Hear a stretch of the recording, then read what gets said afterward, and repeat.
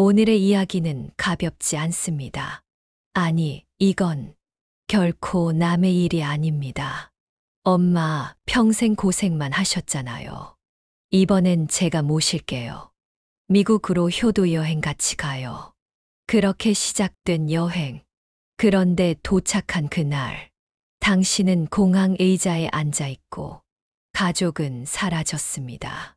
그리고 도착한 메시지 한 줄. 엄마, 우리 여기서 살기로 했어요. 엄마는 거기서 알아서 지내세요. 믿을 수 있나요? 믿었던 자식에게 해외 공항 한복판에 버려진 여든이 넘은 어머니의 이야기. 오늘의 영상은 그 충격적인 실화와 그 후 시작된 처절한 복수, 그리고 다시 존엄을 되찾기까지의 여정을 담았습니다. 이 영상이 당신에게 작은 경고이자 위로가 되기를 바랍니다. 지금 이 순간 구독과 좋아요, 알람 설정을 꼭 눌러주세요. 당신의 관심이 누군가의 인생을 바꿀 수 있습니다. 경북 안동 산자락 아래 비탈진 골목길 끝에 허름한 양철 지붕집이 있었다. 그 집은 계절이 바뀔 때마다 벽이 울었고 비가 오면 천장에서 빗물이 한 방울씩 떨어졌다. 그 집의 주인은 김순자, 83세. 한평생 이 집에서 살았다. 남편을 일찍 잃고 두 아들을 혼자 키웠다.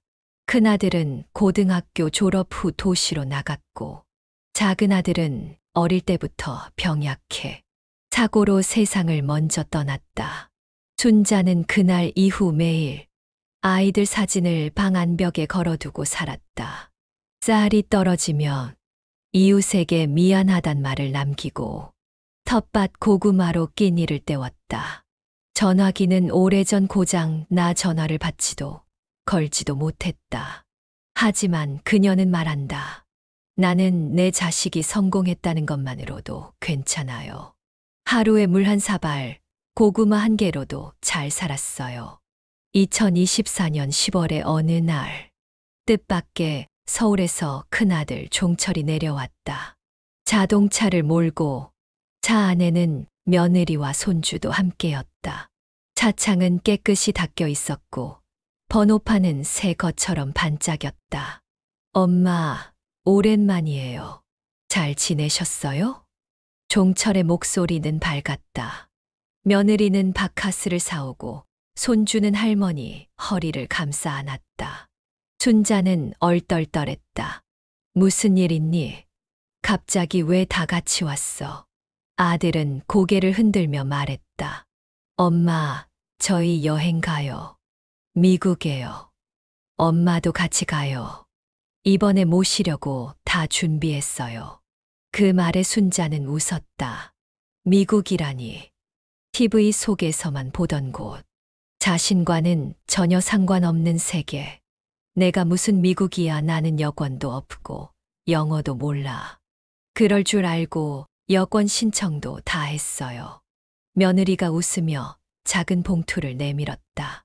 그 안에는 방금 발급된 여권이 있었다. 파란색 표지 위에 선명한 그녀의 이름, 김순자. 순자는 말없이 여권을 바라보다 고개를 떨구며 울었다. 내가 이런 대접을 다 받네. 우리 순철이가 나한테. 서울에 올라온 김순자는 손주의 방에서 며칠을 묵었다. 서울의 밤은 조용했고 잠자리는 따뜻했으며 그녀를 대하는 가족들의 태도는 정성스러웠다. 비행기를 타기 전날 손주는 정성스레 카드 한 장을 건넸다. 할머니, 너무 사랑해요. 미국에서 행복한 시간 보내요. 우리 가족은 할머니 덕분에 웃을 수 있었어요. 순자는 그 편지를 베개 아래 넣고 잤다. 그 밤 평생 처음으로 침대에서 누운 채 나도 참 행복하다는 생각을 했다. 그러나 동시에 그녀는 몰랐다. 그 침대 밑 서랍장 안쪽 서류 봉투 한 장이 숨겨져 있다는 사실을. 그 봉투 안에는 다음 날 미국행 항공권 2장, 호텔 1박 예약 확인서 1장, 그리고 공항 유기 계획서라는 문서가 있었다. 계획은 치밀했다. 출국 후 JFK 도착. 공항 라운지 좌석에 노인을 앉혀둔 뒤 차 렌트하고 온다는 핑계로 잠적. 노인은 영어도 못하고 돌아오는 비행기도 없으니 어디 갈 수 없다. 연락도 끊고 귀국 후 실종 신고 접수 후 유기무마. 왜? 모시기 부담스러우니까. 엄마 재산은 이미 내 거고 양로원 보내려니 이미지 나빠지고 돈 들어. 그냥 미국에 두면 다들 그게 효도한 줄 알겠지. 2024년 10월 23일 인천공항 제1터미널. 김순자는 단정히 차려입었다. 검은색 치마와 하얀 셔츠. 손주는 마지막까지 그녀의 코트를 정리해줬다. 할머니, 여기 앉아 계세요. 비행기 타기 전에 물 드세요. 비행기를 탈 때 손주는 손을 꼭 잡아줬다. 며느리는 창밖 구름을 가리키며 말했다. 어머니, 저 구름 좀 보세요. 이제 진짜 여행이에요. 그 순간 순자의 눈가에 다시 눈물이 고였다. 이렇게 나를 데리고 다녀주는 사람이 있다는 게 난 너무 행복하다. JFK 국제공항. 도착한 뒤 아들은 말한다. 엄마, 우리 호텔 체크인하고 렌트카 좀 받고 올게요. 여기 라운지에서 잠깐만 기다리세요. 금방 올게요. 그 말을 마지막으로 김순자는 홀로 남겨졌다. 그녀는 3시간, 4시간, 5시간 동안 그 자리에 앉아 있었다. 그리고 그날 저녁, 그녀는 깨달았다. 이건 여행이 아니라 이별이었다. JFK행 비행기 안. 김순자는 창가 쪽 좌석에 앉아 있었다. 비행기 이륙 전 며느리가 허리를 숙였다. 어머니, 창문 열고 구름 보세요. 우리 이제 미국 가요. 이번 여행은 어머니를 위한 거예요. 순자는 숨죽여 창밖을 바라봤다. 구름 위로 천천히 올라가는 기체. 그는 처음으로 비행이라는 감각을 느끼고 있었다. 잠시 뒤 손주가 물티슈로 손을 닦아주고 기내식을 대신 주문해 주었다.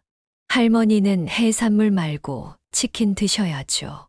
그 말이 어찌나 따뜻하게 들리던지 순자는 기내식 치킨을 한 점 입에 넣으며 생각했다. 이대로 죽어도 괜찮겠다. 나를 이렇게까지 귀하게 대해주는 날이 올 줄은. 그러나 그는 몰랐다. 그들의 태도가 지나치게 과도하고 친절했다는 걸. 그 친절은 작별의 인사였다. JFK 공항에 도착한 시각은 현지 시각 오전 11시 05분. 입국 심사를 마치고 수화물을 찾은 뒤 가족은 한쪽으로 모여 사진을 찍었다. 아들은 스마트폰을 꺼내며 말했다. 어머니, 우리 사진 한 장만 찍어요. 미국 첫 발자국이잖아요. 며느리는 눈물까지 글썽이며 사진을 찍었다. 어머니 여기까지 오시느라 고생 많으셨어요. 그 사진은 그녀의 가족 사진 중 마지막이었다. 점심 무렵 아들은 말했다. 엄마, 호텔 체크인 전이라 짐만 먼저 좀 맡기고 올게요. 잠깐만 여기 앉아 계시면 돼요. 라운지 의자도 편하고 에어컨도 나오니까. 순자는 그래라고 말했다. 그리고 기다렸다. 처음 1시간은 걱정 없었다. 공항 안내 방송이 흘러나왔고 여러 나라 사람들이 분주히 오가는 풍경에 눈이 어지러웠다. 목이 말라 근처 자판기를 보았지만 미국 지폐도 영어도 몰라 아무것도 사 먹을 수 없었다. 근처에 있던 공항 직원에게 다가가 보려 했지만 두려움에 다시 자리에 앉았다. 그리고 다시 아들의 목소리를 떠올렸다. 조금만 기다리세요. 그 말이 자장가처럼 머릿속을 맴돌았다. 2시간이 넘자 손가락이 떨렸다. 가방 안 휴대폰을 꺼냈지만 로밍이 되어 있지 않았다. 와이파이 설정도 알 수 없었다. 하얀 배경에 영어만 뜨는 화면. 사람들은 바쁘게 지나갔고 그녀는 좌석에 멍하니 앉아 몸을 움츠렸다. 3시간이 지나자 불안히 고개를 들었다.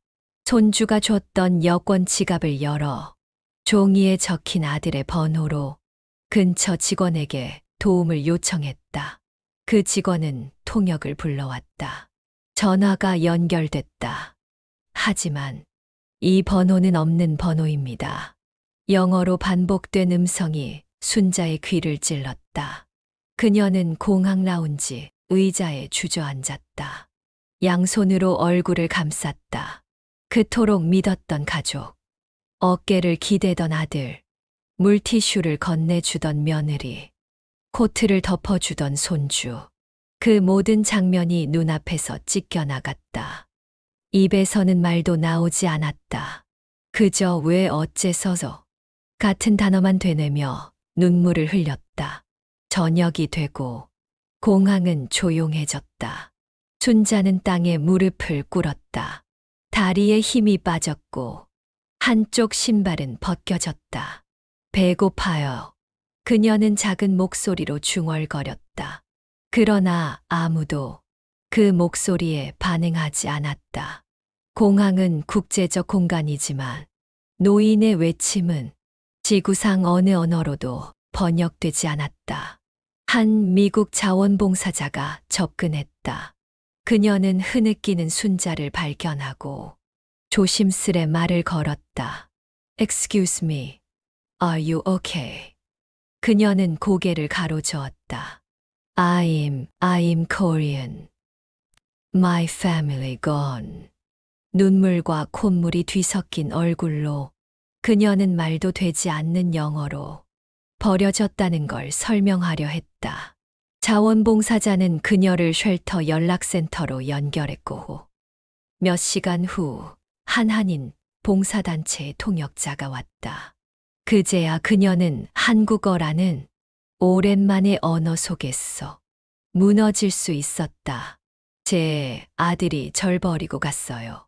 쉘터 안침대 위 김순자는 무릎을 안고 누워 있었다. 머리맡에는 여권, 쓰다만 펜, 그리고 아직 꺼내지도 않은 손주의 편지가 있었다. 그녀는 조용히 펜을 꺼내 노트에 이렇게 썼다. 나는 83세 처음 하늘을 날았고 미국 땅에 도착하자마자 세상에서 혼자가 되었다. 내가 믿은 건 사랑이었는데 그들은 그 사랑을 나를 제거하는 데 썼다. 쉘터의 조명이 새벽 4시를 비추고 있을 때 김순자는 푹 젖은 잠자리에서 눈을 떴다. 악몽이었다. 비행기에서 손주가 손을 흔들고 있었고 아들은 웃으며 말했다. 엄마, 이건 농담이에요. 곧 데리러 갈게요. 하지만 잠에서 깨어난 그녀 곁엔 아무도 없었다. 창밖에는 자동차 불빛이 파랗게 스며들고 있었고 그녀는 다시 어젯밤을 떠올렸다. 뉴욕 JFK 공항 라운지에서 수시간 동안 멍하니 앉아있던 기억. 길게 늘어진 사람들의 그림자와 그림자조차 없던 자신의 존재. 그녀는 다리에 힘을 주고 일어났다. 화장실은 어디예요? 직원이 손짓으로 가리켜주자 김순자는 조심스레 움직였다. 거울 속의 자기 얼굴은 익숙하지 않았다. 붓고 퉁퉁 부은 눈두덩, 굳어버린 주름, 누군가의 얼굴인데 자신의 얼굴은 아닌 것 같았다. 봉사자와 함께 쉘터 사무실에 앉았을 때 직원이 순자에게 작은 태블릿을 내밀었다. Your son. 메시지. 메시지요. 김순자는 손을 떨며 화면을 봤다. 카카오톡에 반해서 도착한단 한 줄. 엄마, 미안해요.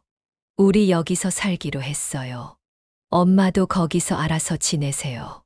순자는 그 자리에서 한동안 아무 말도 하지 않았다. 시간이 멈춘 듯, 공기가 얼어붙은 듯, 눈물 한 방울조차 떨어지지 않았다.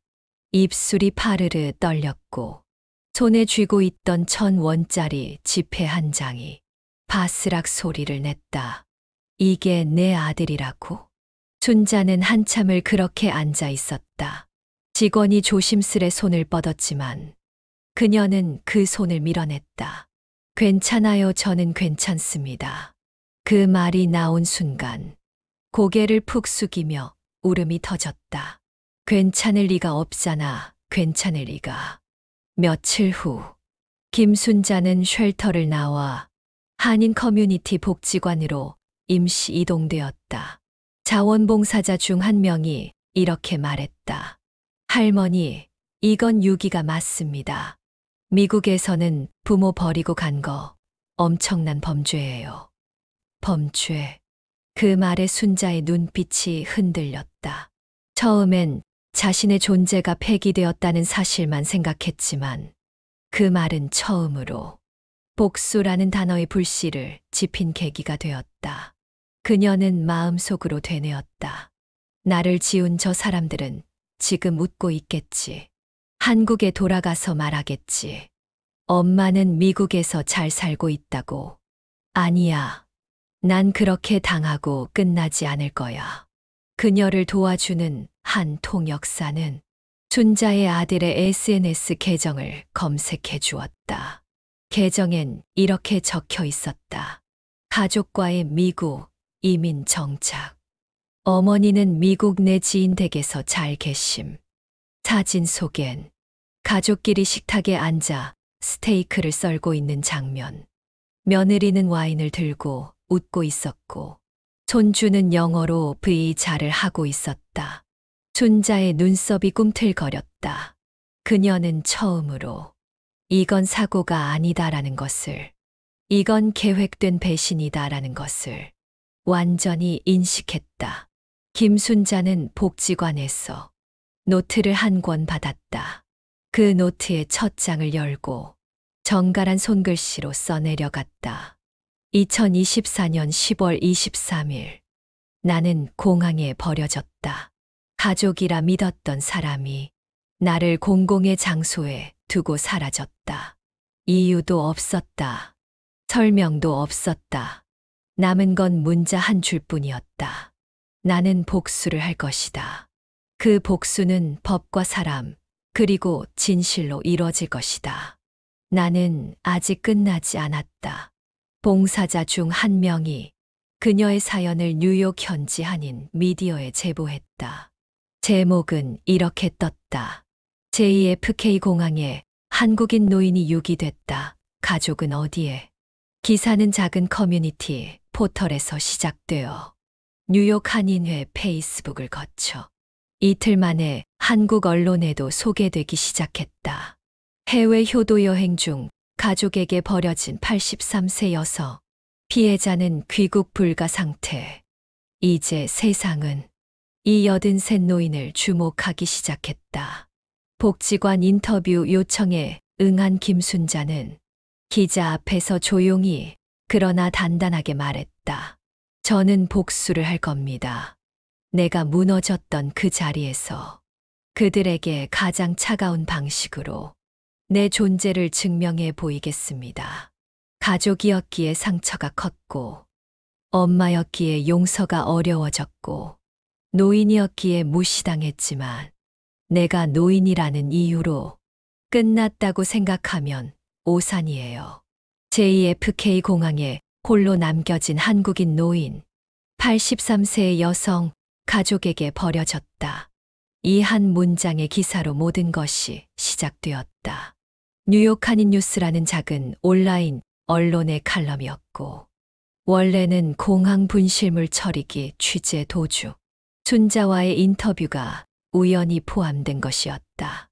하지만 이 기사는 순식간에 전 세계 한인 커뮤니티를 타고 퍼졌다. 다음 날 대한민국 온라인 커뮤니티에 이 기사가 번역되어 올라오자 수십만 명이 댓글을 달았다. 효도 여행이 아니라 효도방치였네. 세상에 83세 할머니를 공항에 두고 도망간다고? 실명 공개하라. 이런 자식들은 인간도 아니다. 김순자가 임시 보호되고 있는 뉴욕 한인복지센터에 CNN 코리아, SBS 뉴욕 지사, 미국 현지 공영방송, 한국 유튜브 채널까지 카메라와 마이크가 들이닥쳤다. 할머니 인터뷰 가능하실까요? 언론에 나가면 도움받으실 수 있어요. 사건을 세상에 알리는 게 복수의 시작입니다. 그녀는 처음엔 머뭇거렸다. 하지만 그날 밤 태블릿으로 본 기사 댓글을 다시 읽으며 결심했다. 내가 말하지 않으면 아무도 내가 어떻게 버려졌는지 모를 거야. SBS 특파원 앞에 앉은 그녀는 담담하게 말을 꺼냈다. 서울 살던 아들이 미국에 여행 가자고 했어요. 효도 여행이라면서 공항에 앉아 있었어요. 그 아이가 다시 올 줄 알고 1시간, 2시간, 6시간이 지나도 아무도 오지 않았어요. 그녀는 인터뷰 말미에 이렇게 말했다. 그날 나는 죽은 줄 알았어요. 세상에서 내 존재가 끝났다고 생각했어요. 하지만 내가 이렇게 살아서 말할 수 있는 이유는 내가 엄마였기 때문이에요. 내가 아직 엄마라는 이름을 버리지 않았기 때문이에요. 기자가 권유했다. 할머니 유튜브 한번 해보시겠어요? 사람들이 듣고 싶어 해요. 당신이 직접 말하는 목소리를요. 복지센터 자원봉사자들이 채널을 만들어 주었다. 이름은 단순했다. 공항에 남겨진 엄마. 첫 영상 제목은 이렇게 붙었다. 자식이 나를 버렸습니다. 공항 의자에서 6시간을 울었습니다. 영상은 하루 만에 300만 조회수를 기록했고, 댓글은 한국어, 영어, 중국어, 스페인어까지 수만 건이 달렸다. 당신은 혼자가 아닙니다. 우리 엄마를 꼭 안아드리고 싶어요. 복수하세요. 우리는 응원합니다. 유튜브 슈퍼챗과 후원 페이지가 열리자 순자에게 한국은 물론 미국 전역에서 후원금이 들어오기 시작했다. 이 돈으로 아드님 고소하세요. 가만두지 마세요. 이건 명백한 유기입니다. 미국 이민법 전문 변호사가 연락했다. 이 변호사는 단호하게 말했다. 법적 절차 밟겠습니다. 미국에서 부모 유기는 중대한 범죄입니다. 공항이라는 공공장소에 고의로 유기한 정황, 증거도 있습니다. 인터뷰도 있습니다. 순자는 고개를 끄덕였다. 그 아이가 날 이렇게 만든 거면 이젠 내가 그 아이에게 알려줘야 해요. 누가 엄마였는지. 서울에 있는 종철. 그는 사태를 뒤늦게 알았다. 회사로 전화가 쏟아졌고 SNS엔 실명이 퍼졌다. 그가 미국에 있다는 사실과 가짜 이민 계획, SNS 조작이 폭로되었다. 그는 즉각 해명 글을 올렸다. 어머니께 미국에서 생활보장된 보호기관을 소개해드렸을 뿐 버린 것이 아닙니다. 하지만 이 변명은 불쏘시개였다. 댓글은 싸늘했다. 왜 공항에 보호기관을 둬? 거짓말 그만해. 엄마가 말하고 있잖아. 내가 버렸다고. 한 초등학생이 보낸 손편지가 복지센터로 도착했다. 할머니, 안녕하세요. 뉴스에서 보고 울었어요. 저희 할머니 생각나서 더 그랬어요. 저 커서 어른 되면 할머니처럼 나쁜 일 당한 사람 도와줄게요. 김순자는 그 편지를 가슴에 품고 잠들었다. 내가 죽었다면 이 아이는 이 편지를 누구에게 썼을까? 다시 카메라 앞에 선 김순자는 말했다. 복수라는 게 꼭 칼을 들고 쫓아가는 게 아니더군요. 진실을 밝히는 것, 사람들이 알아주는 것, 법이 대신 말해주는 것. 그게 복수였어요. 나는 아직 안 끝났어요. 난 아직 엄마니까요. 김순자가 미국 뉴욕의 이민 전문 로펌 사무실에 발을 들인 건 체류 허가일이 끝나기 불과 이틀 전이었다.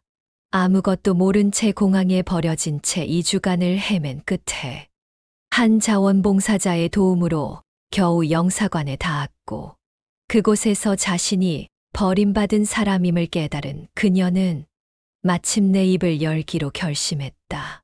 11층 유리문을 밀고 들어선 그녀의 걸음은 무겁지만 단호했다. 책상 위엔 가로 3줄로 타이핑된 고소장이 놓여 있었다. 그 문서의 제목은 간단했지만 무서웠다. 피고소인 김종철 고의적 유기 및 부양 의무 위반 고발자. 변호사는 통역사를 사이에 두고 설명했다. 미국 내 형법상 고령자 유기는 심각한 인권 범죄입니다. 특히 국제 여행 중이라면 더 무겁게 다뤄집니다. 게다가 고의성이 입증된다면 한국에서도 동시에 처벌 가능성이 있습니다. 순자는 그 말 하나하나를 천천히 곱씹으며 고개를 끄덕였다. 지금 이 순간 그녀는 무너진 가정을 붙잡으려는 어머니가 아니었다. 그녀는 자신을 엄마라고 불렀던 아들을 법 앞에 세우기 위한 피해자이자 고발자였다. 서명을 마친 뒤 그녀는 인터뷰에 응했다. 기자들은 묻고 그녀는 대답했다. 왜 지금 고소하셨나요? 이제라도 세상이 듣기를 바랍니다. 나는 살아있고 나는 인간입니다. 아들이 날 버렸고 그건 죄입니다. 그 인터뷰 영상은 당일 저녁 CNN, MSNBC, BBC, KBS 월드, JTBC 뉴스룸 등에 실시간 송출됐다. 특히 한국 내 SNS와 유튜브에서는 공항에 버려진 80대라는 제목으로 짧게 편집된 영상이 단 하루 만에 870만 조회수를 넘겼다. 댓글은 넘쳐났다. 진짜 피눈물 난다. 우리 엄마랑 나이가 비슷하신데 이건 살인과 다를 바 없다. 공항에서 어르신이 쓰러졌으면 자식이란 말도 아깝다. 한쪽에선 법률 전문가들이 긴급 패널로 나와 토론했다. 이건 단순한 가족 간 문제를 넘어서 국제법적으로도 규명해야 할 사안입니다. 의도적 유기, 여행자 보험 사기, 정서적 학대 등 복합적 범죄로 보입니다. 청와대 국민청원 게시판에도 자식을 처벌해달라는 제목의 청원이 게시되었고 하루 만에 30만 명, 사흘 만에 100만 명을 넘었다. 한국에 있는 종철은 미친 듯이 핸드폰을 확인했다. 그의 회사는 벌써 보복 전화와 항해 메일로 마비됐다. SNS 계정은 해킹당했고 가족 사진이 유포되었으며 회사 홈페이지에도 공항 방치 아들이라는 낙인이 찍혔다. 그는 아무 말 없이 거실에 앉아 어머니의 영상이 재생되는 화면을 보고만 있었다. 화면 속 노인은 울지 않고 말했다. 그 아이가 내 전부였어요. 그런데 그 아이는 날 쓰레기처럼 버렸어요. 사람 취급도 안 했어요. 그 말이 끝나자 그는 손에 쥐고 있던 컵을 바닥에 떨어뜨렸다. 미쳤네. 진짜 세상이 미쳤어. 그의 말은 핑계였다. 그리고 곧이어 알람이 울렸다. 서울지검에서 그에 대한 출석 요구서를 등기 발송한 것. 이후 검찰은 본격적으로 수사에 착수했다. 종철의 은행 계좌, 미국 체류 기록, 보험 내역, 미국 현지 환전소와의 거래 기록까지 모조리 뒤졌다. 충격적인 결과가 나왔다. 김순자의 이름으로 가입된 보험이 뉴욕 입국 하루 전 해지돼 6천만 원이 현금으로 인출된 정황. 해당 돈은 종철의 개인 계좌로 입금돼 호텔과 명품 쇼핑, 심지어 본인 개인 사업자의 법인카드 이체까지 확인됐다. 이건 사기입니다. 가족을 수단으로 삼은 범죄예요. 검찰 관계자의 말은 간단 명료했다. 그리고 2월 초 종철은 체포되었다. 서울중앙지검 구치감에 갇힌 김종철은 3일째 변호인 접견을 거부하고 있었다. 그의 머릿속은 백지 같았고 손톱은 불안하게 뜯겨 있었다. 처음에 그는 단순히 여론이 들끓다가 사그라들 거라고 생각했다. 하지만 그건 그의 오산이었다. 대한민국은 이미 공항 6.2 사건을 단순한 효도여행 해프닝이 아닌 국민적 배신 사건으로 바라보고 있었기 때문이다. 구속영장이 발부되자 검찰은 즉각적으로 증거 확보에 나섰다.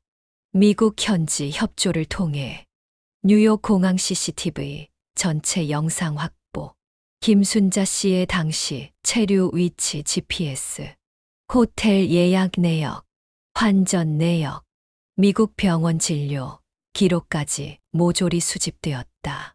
특히 김종철이 어머니를 호텔에 두고 왔다고 진술한 부분은 호텔 CCTV에 김순자가 단 한 차례도 들어오지 않았다는 사실로 완전히 반박되었다.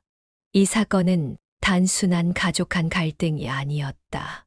의도적, 반복적, 계획된 노인 학대였고 그 피해자가 바로 김순자라는 점이 정확하고 명확한 증거로 드러난 순간 사건은 형사사건 그 이상으로 확산되기 시작했다.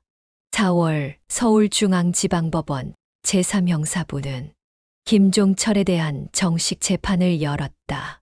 수많은 방청객이 대기줄을 섰고 법정 입구에는 KBS, MBC, SBS, JTBC 그리고 수십 개의 유튜브 채널이 취재진을 꾸렸다.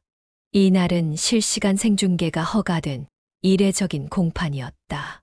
판사가 입장하자 모두 일어섰고 피고인 김종철은 수의 차림으로 입장했다. 그의 눈은 퀭했고 턱은 깎지 않은 채였다. 판사는 피고의 신원 확인 후 피해자 측 대표인 김순자의 증언을 허가했다. 순자는 휠체어에 탄 채 입장했다. 모두 숨을 죽였다. 그녀는 마이크 앞에 앉아 차분히 조용히 그러나 단호하게 말했다. 내가 그 아이 낳고 키울 때 여름에는 밥보다 얼음을 먼저 줬고 겨울에는 먼저 내 옷을 벗어 입혔습니다. 그 아이가 쓰러지면 밤새 손수건으로 이마를 닦았고 그 아이가 웃으면 내 세상이 웃는 줄 알았습니다. 법정에는 울음 섞인 숨소리만 흘렀다.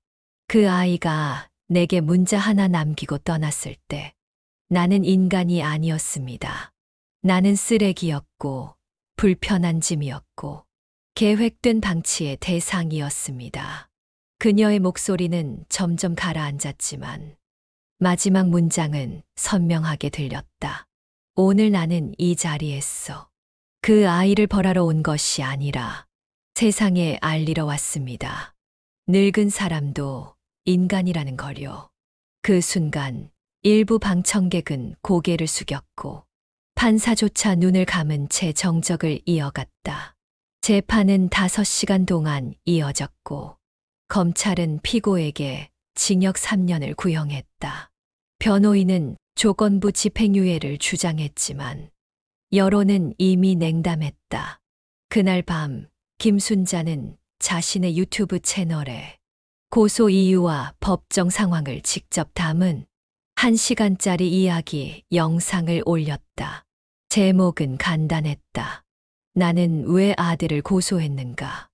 영상은 12시간 만에 조회수 500만을 넘겼고 댓글에는 세계 각국의 언어가 이어졌다. You are brave, grandma. You speak for all our forgotten elders. 대한민국은 늙은이의 나라가 아닌 줄 알았습니다. 죄송합니다. 저는 오늘 이 영상을 보고 울었습니다. 엄마에게 전화드렸습니다. 이후 김순자에게는 수백 통의 후원 편지와 소액 송금이 이어졌고 비영리 재단이 설립되었다. 이름은 순자 프로젝트. 노인 유기, 정신적 학대, 치매 가족 상담, 법률 자문을 제공하는 국내 첫 노인인권센터였다. 김순자는 화답했다. 복수는 나를 망가뜨리는 일인 줄 알았습니다. 그런데 내가 내 존엄을 지키자 오히려 세상이 회복되더군요. 재판의 마지막 날, 서울중앙지방법원 502호 법정은 이른 아침부터 줄이 길었다. 추운 날씨 속에서도 시민들은 방청권을 얻기 위해 모였고 카메라 수십 대가 법정 입구를 가득 채웠다. 이날 판결을 앞두고 김순자는 다시 휠체어에 기대어 법정에 섰다. 마이크 앞에 선 그녀는 판사에게 마지막 말을 남겼다. 법이 인간의 존엄을 보호하지 못하면 더 이상 나라는 없다고 생각합니다. 저는 아들을 처벌해달라는 것이 아니라 세상에 말하고 싶었습니다. 노인도 인간입니다. 순자의 말이 끝나고 판사는 조용히 고개를 숙인 뒤 선고문을 읽기 시작했다. 피고 김종철은 피해자 김순자를 고의로 미국 공항에 유기하고 경제적 이득을 취했으며 반복적으로 부양의무를 저버리고 정신적 고통을 초래했습니다. 이에 따라 피고에게 징역 3년 6개월을 선고합니다. 그 순간 법정은 조용해졌다. 종철은 그 말을 듣고 처음으로 고개를 들었지만 어머니를 향해선 끝내 아무 말도 하지 않았다. 그는 수의 차림 그대로 묵묵히 수갑을 찬 채 법정을 떠났다. 그리고 그의 뒤로 카메라 셔터 소리만이 차가운 겨울 공기를 갈랐다. 이후 몇 달간 김순자의 삶은 완전히 달라졌다. 그녀의 이름을 딴 순자 프로젝트는 노인인권센터로 전국 1호로 지정되었고 국회에선 노인 유기 처벌 강화법이라는 속칭 순자법이 발의되었다. 그녀는 인터뷰에서 조용히 말했다. 나는 지금도 엄마입니다. 그 아이가 감옥에서 반성할 시간을 갖기를 바랍니다. 하지만 나도 이제 내 삶을 살아야 하니까요. 그녀는 작은 단칸방에서 나와 노인 공동체가 있는 따뜻한 복지주택으로 이사했고 정기적으로 노인 대상 강연과 상담을 이어갔다. 유튜브 채널은 구독자 200만을 넘겼고 책으로도 출간되었다. 제목은 단 하나였다. 내가 공항에 버려졌을 때. 영상 마지막. 그녀는 카메라를 바라보며 고개를 숙였다. 끝까지 제 이야기를 들어주셔서 감사합니다. 이 영상이 누군가에겐 용기가 되길 바랍니다. 그리고 아직도 엄마라는 이름으로 살아가는 분들께 당신은 소중합니다라고 꼭 말해주고 싶습니다. 그녀는 마지막으로 이렇게 덧붙였다. 구독과 좋아요, 그리고 알림 설정해 주시면 더 많은 이야기를 전할 수 있습니다. 이제는 저도 이야기를 들려주는 사람이 되고 싶어요. 뉴욕 JFK 국제공항. 김순자는 다시 그 공항에 섰다. 이번엔 혼자가 아니었다. 양손에는 회색 머플러를 감은 여성 둘이 그녀의 팔짱을 끼고 있었다. 한 명은 그녀의 변호를 도운 이민 변호사 헬렌. 또 한 명은 CNN 인터뷰 이후 그녀에게 인생을 바꿨다며 찾아온 20대 흑인 여성 진아였다. 이번엔 귀국 비행기를 타기 위해 온 공항이었다. 그러나 순자는 출국장으로 바로 가지 않았다. 그녀는 공항 4층 지연 수속 대기석이라는 이름이 붙은 한 벤치로 향했다.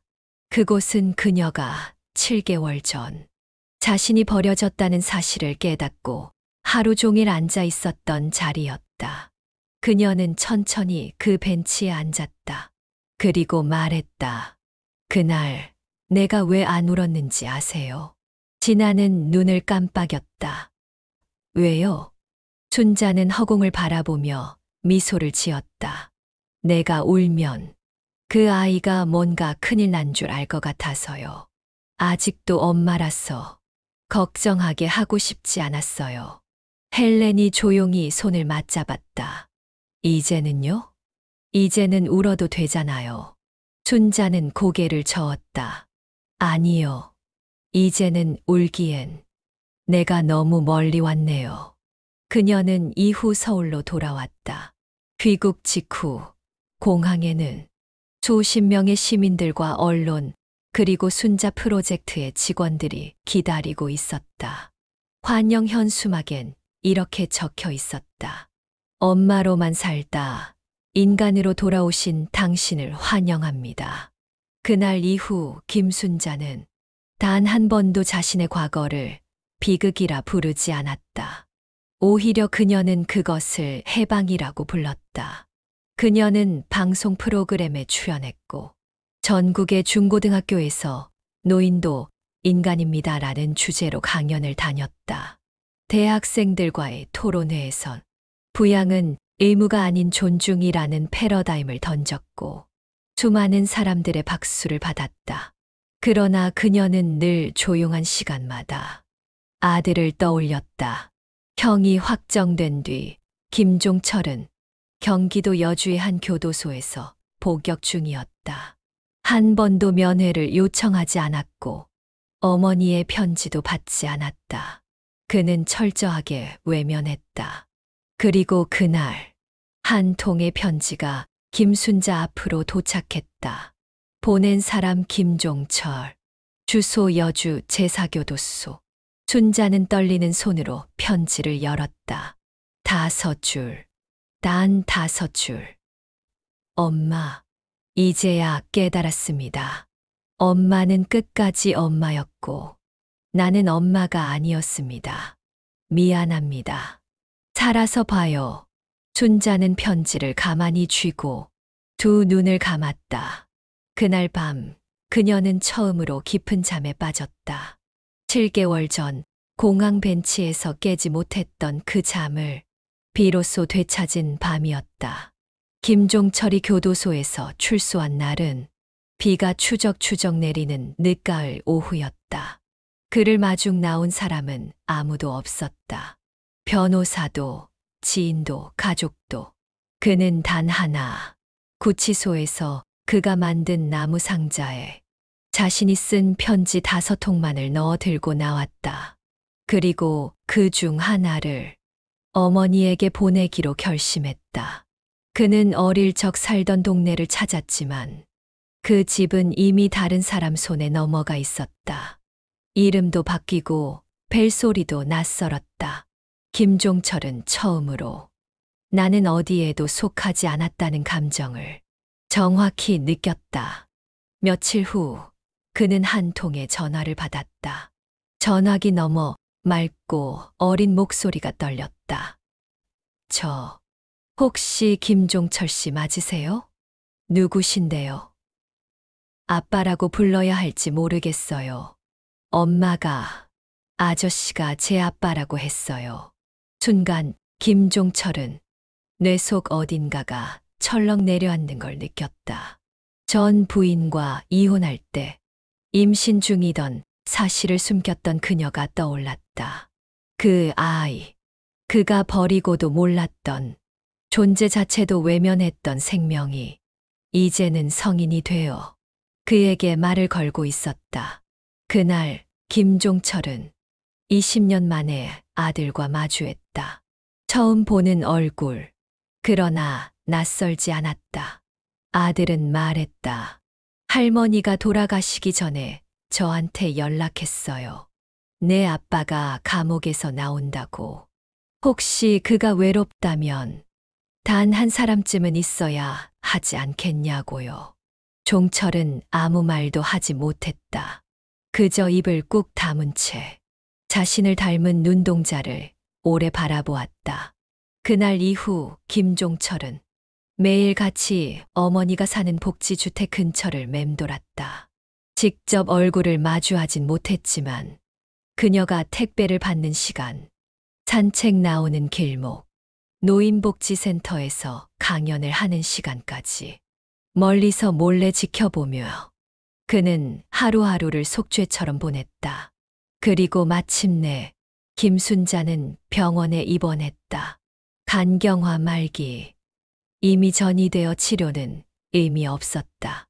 그녀는 누구에게도 병명을 알리지 않았다. 그저 모든 강연 일정을 조용히 취소하고 하얀 병실 침대 위에서 손편지를 하나씩 쓰기 시작했다. 그녀는 마지막으로 한 사람을 찾았다. 바로 김종철이었다. 병실 문이 열리자 수척한 종철이 들어섰다. 그는 무릎을 꿇고 입을 열지 못했다. 그녀는 미소를 지었다. 나 오늘은 엄마 말고 그냥 김순자로 살려고 해요. 엄마, 저 진짜 이제 그만. 난 다 지웠어요. 내가 태어났을 때 난 이미 다 가졌으니까. 그녀는 침대 옆 서랍에서 흑백 사진 한 장을 꺼내 그에게 건넸다. 갓난아기였던 종철을 품에 안고 웃고 있던 젊은 날의 김순자였다. 이게 나예요. 나의 전부였던 시절. 널 미워한 적 없어요. 다만 내가 이제 엄마라는 이름을 벗고 싶었을 뿐이에요. 이틀 후 김순자는 세상을 떠났다. 장례식엔 수많은 시민들이 찾아왔다. 그녀를 선생님이라 부르던 사람들, 그녀의 영상으로 인생을 바꾼 사람들, 그리고 그녀의 존재를 기억하는 이들이 하나둘 헌화를 올렸다. 유언은 단 하나였다.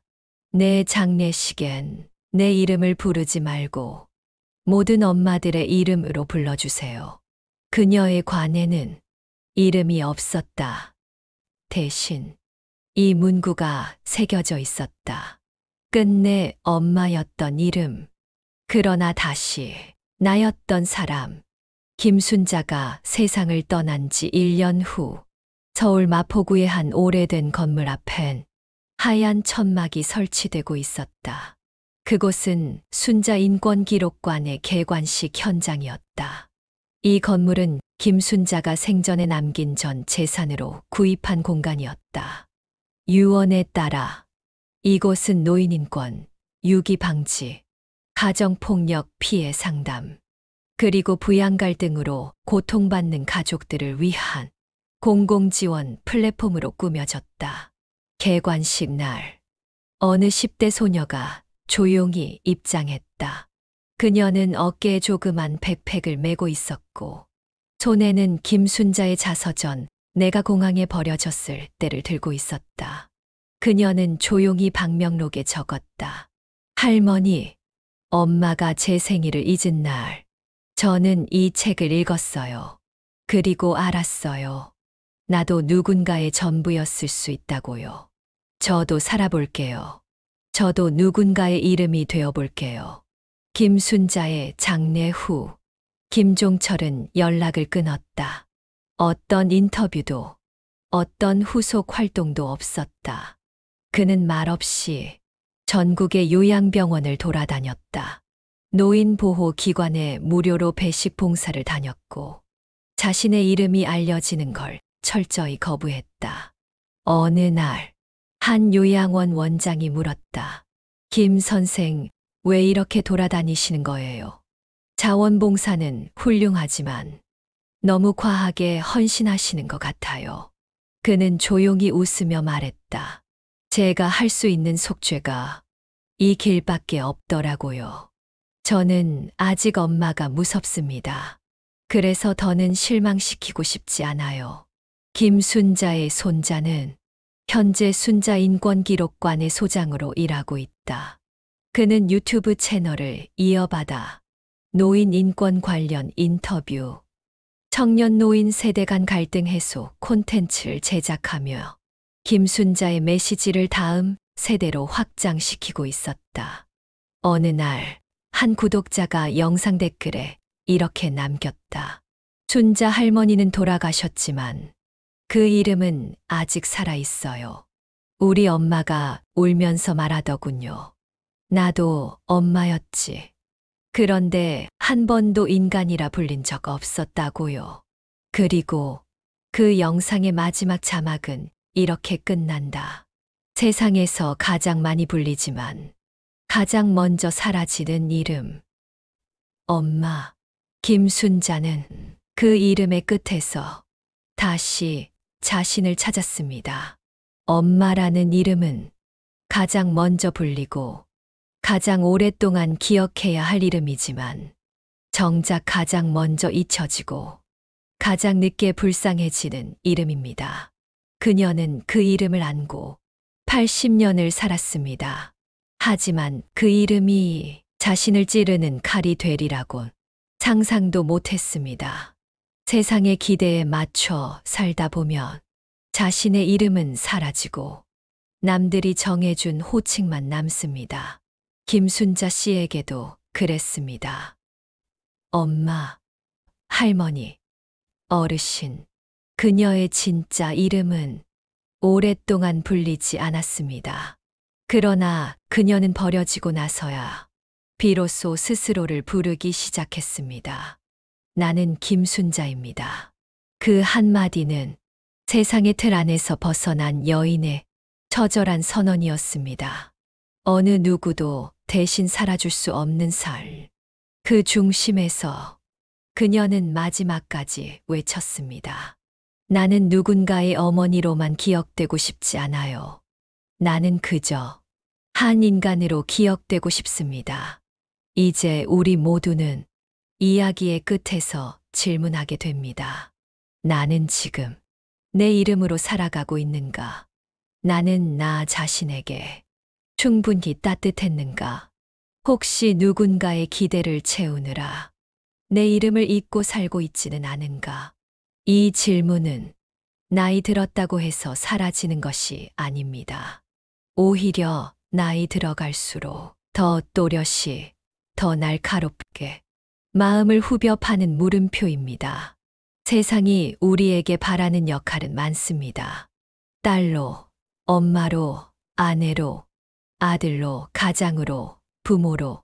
하지만 그 모든 역할 이전에 우리는 한 사람입니다. 숨쉬고, 아프고, 기뻐하고, 가끔은 무너지고 싶은 한 사람입니다. 김순자는 말없이 보여줬습니다. 늦은 나이에도 자기 이름을 되찾을 수 있다는 걸. 비로소 그녀는 엄마라는 이름을 놓아주고 김순자라는 이름으로 돌아갔습니다. 이 이야기가 단지 한 노인의 삶이 아니라 우리 모두가 걸어갈 수 있는 길이라는 사실 기억해 주세요. 그리고 오늘 당신 곁에 있는 엄마에게 이 말 한마디를 건네보세요. 엄마, 당신 이름은 뭐예요? 엄마 말고 당신의 이름이요. 그 이름을 부르는 순간 우리는 그 사람의 인생을 진짜로 사랑하게 되는 것입니다. 이 영상이 누군가의 이름을 되찾는 계기가 되기를 바랍니다. 그리고 당신이 지금 이 영상을 보고 있다면 꼭 기억해 주세요. 누군가의 엄마였던 시간 이전에 그녀는 한 사람이었습니다. 그 사람의 이름은 김순자였습니다. 그리고 오늘 당신의 이름은 무엇입니까? 구독과 좋아요, 알림 설정은 단순한 클릭이 아닙니다. 잊혀진 이름 하나를 다시 불러주는 당신의 따뜻한 손짓입니다. 다음 이야기에서도 당신의 이름을 조용히 정성스럽게 불러드리겠습니다. 감사합니다.